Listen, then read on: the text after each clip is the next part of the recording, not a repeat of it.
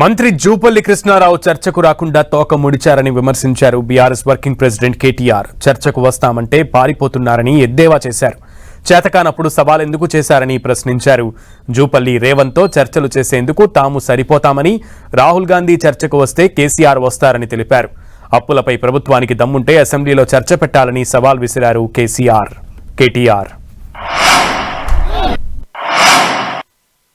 నాకు అర్థం కాని విషయం, శాతగాని వాళ్ళు ఎందుకు మాట్లాడాలి? జూపల్లి కృష్ణారావు గారిని అసలు అడిగింది ఎవరు? మళ్ళీ చెప్తా ఉన్నా, మేము సవాల్ చేసింది రేవంత్ రెడ్డి గారిని లేదా రాహుల్ గాంధీ గారు ఎవరు వస్తారో చెప్పండి అన్నాం. వాళ్ళిద్దరూ కాకుండా సందట్లో సడేమియా నువ్వే దూరి నేను వస్తా 11 గంటలకు తెలంగాణ భవన్ కొని డైలాగులు కొడుతీవి, ఇప్పుడు పారిపోతీవి, ఇప్పుడు మళ్ళీ గన్ పార్క్ అంటివి, నేను ఆడికి వస్తా అంటే అరెస్ట్ చేయబడుతుంది, మళ్ళీ మీదికి వెళ్ళి ఇప్పుడు కేసీఆర్ గారు రావాలా? మీ ముఖ్యమంత్రి గారి స్థాయికి మేమే ఎక్కువ ఉన్నమాట చెప్తున్నా. కేసీఆర్ గారు మీకు అంత స్థాయి లేదు. కేసీఆర్ గారు రావాలంటే రాహుల్ గాంధీ గారు వస్తే కేసీఆర్ గారిని మేము తీసుకొస్తాం. ఓకే,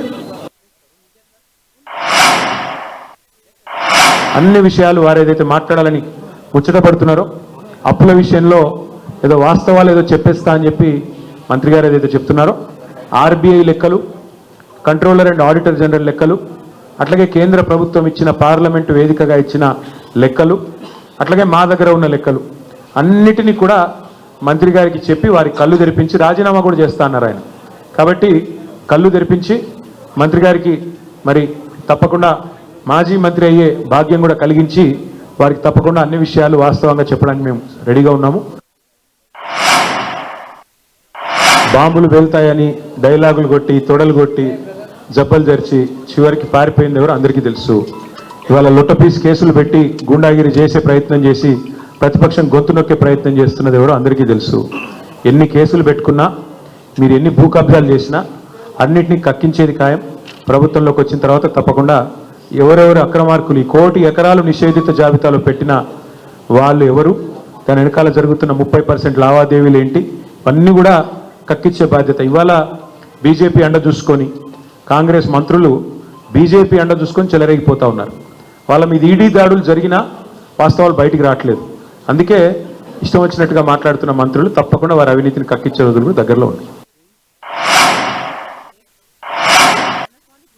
చెప్తున్నా కదా, బేగానా షాదీమే అబ్దుల్లా దివానా అని ఒక సామెత తెలంగాణలో. మధ్యలో అడిగిండేవాడు బీజేపీని. ఇక్కడ మేము ప్రధాన ప్రతిపక్షము, మీరు వాళ్ళతో మ్యాచ్ ఫిక్సింగ్ చేసుకున్న పక్షం మీరు.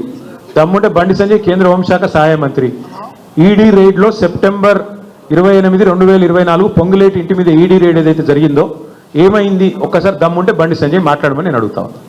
కేంద్ర మంత్రివి కదా, పొంగులేటి శ్రీనివాసరెడ్డి మీద ఈడీ రైడ్ జరిగితే ఇప్పటివరకు కేసు ఎందుకు పెట్టలేదు? బండి సంజయ్ సమాధానం చెప్పాలి. రేవంత్ రెడ్డి మీద ఆర్ఆర్ ట్యాక్స్ అని చెప్పి ప్రధానమంత్రి మాట్లాడిన తర్వాత ఇప్పటి వరకు ఎందుకు చర్య తీసుకోవట్లేదు?